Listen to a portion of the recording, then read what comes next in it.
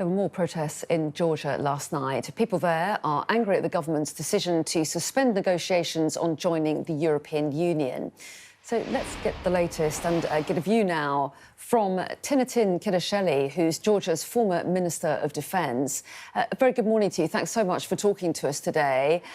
I wonder, first of all, whether you were out on the streets protesting last night. I know you have been in previous days, and tell us what the mood is at the moment. Yes, it's on for 8 consecutive days now. Yes, we are all on the streets most of the time. That's kind of our job after the job.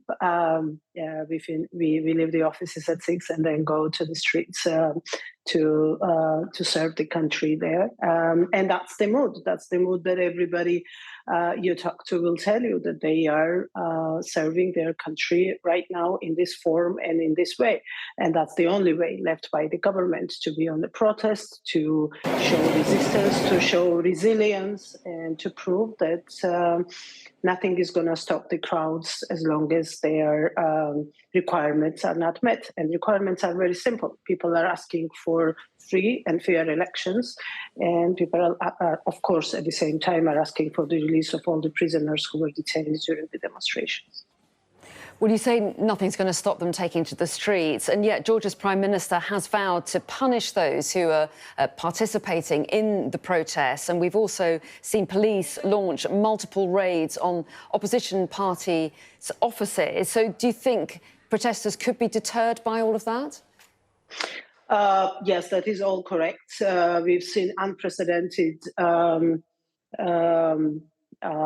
repressions against the political parties, against the opposition leaders. There are lots of arrests happening right now. Artists were arrested last night for completely ununderstandable reasons as well, not just the politicians, but also the activists of this movement.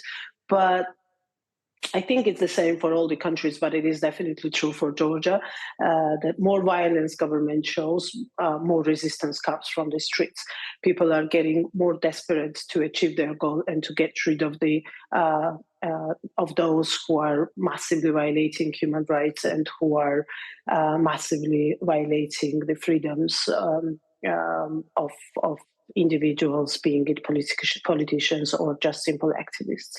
I don't think there is no sign, there is no reason to believe that this protest is going to stop before it actually gets to the end of it and gets to the achievement of its goals and the initial idea of there is a European flag right now on the screens, yes. And that's the whole idea, to have Georgia in European Union. Georgians are fighting right now for their security, for their future within the European family. And what do you make of the EU's response to what's going on there in Georgia? I hope that we will have unified EU response. So far, all the political statements are perfect. They go in line with the demands of the people. We constantly feel the support from the European Union, being it from the commissioners or the president of the Commission, European Parliament just passed last week. The resolution about Georgia, which is absolutely adequate to the reality and the circumstances at place. But what we are missing is actual action. I think that it's high time to move from political statements to actual actions. What we are seeing right now are individual countries taking lead. We have Lithuania, Latvia, Estonia already acting on it. There are sanctions imposed on the high political figures as well as the leaders of the main propaganda machinery of the Georgian Dream and ruling party. We've heard news that there might be some action taken by the Dutch government, by the Canadian government. We've just heard last night a statement from the US State Department that the sanctions are on its way, and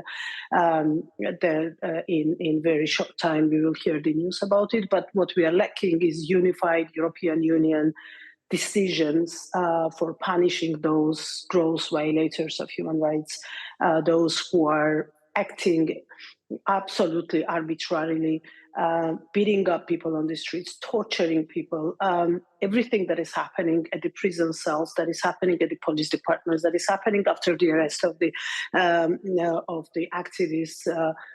I'm a human rights lawyer, and I know what I'm saying. It qualifies to torture, and there are already human rights groups who started documenting those crimes in order to take perpetrators in front of the international courts. But I hope that with the unified action, both inside the country and from our partners, we will manage to get a peaceful end of this crisis and get to the new elections.